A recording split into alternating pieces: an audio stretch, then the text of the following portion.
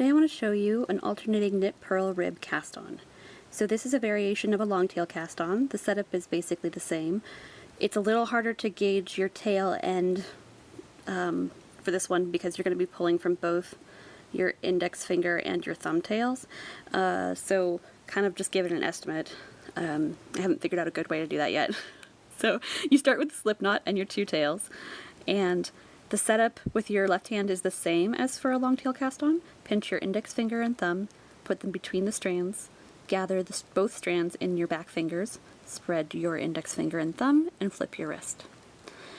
So this one's a little tricky to get tension with because you're going to be pulling from both, but let's pretend that this first stitch is a knit stitch and we're doing a knit 2 purl 2 rib. So we'd need another knit stitch, so you go up your thumb loop, round your index finger loop, which I find difficult when I'm filming. Pull the index finger loop through the thumb loop, drop your thumb out, and snug. Okay, now you should probably have already done that. If you're looking up this cast on, you've probably done a long tail cast on before. But let's continue on with the purl. So hand setup is the same, but in this case, instead of going up your thumb loop, you're going to go up your index finger loop. So make sure it's crossing, make sure you're going from the bottom toward the top, so from the base of your finger toward the tip of your finger.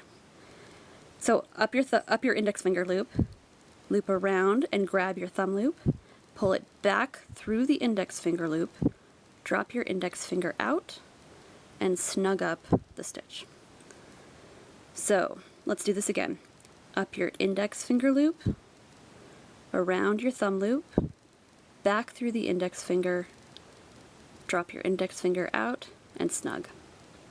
Okay, so take a look. The first two stitches, well, the first one looks like a slip knot, which is always a little weird, but you can start to see that these have little nooses. They have little, like, snug bars up against the stitch that this stitch here doesn't have. So let's do some more. Since we're doing knit 2 purl 2 rib, we've got 2 knit stitches to cast on, which is your standard long tail cast on. And now 2 purls. So let's do the purl again. Up your index finger loop, around the thumb loop, pull the thumb loop back through the index finger loop, drop your index finger out, and snug. So again, up the index finger, round the thumb loop, back through the index finger loop, and drop your index finger out, and snug.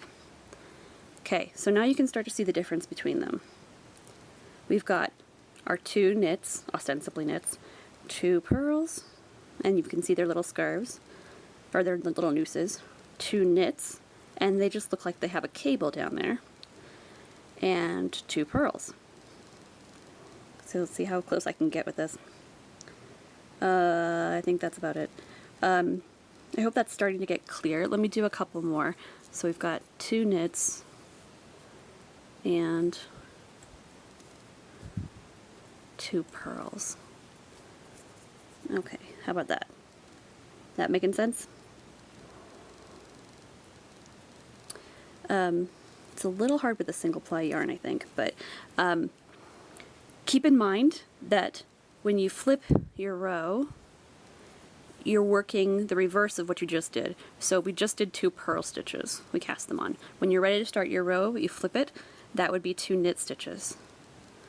So if you're doing a regular long tail cast on, you're effectively doing a backward loop cast on where you knit the first row. But this just gives you your first row in ribbing. So if you're starting with ribbing, rather than a regular long tail cast on where you'd have knits all across here and then flip it and have a purl bar on the bottom of every column, this way you'll have the same stitches as the ribbing that you're going to be working.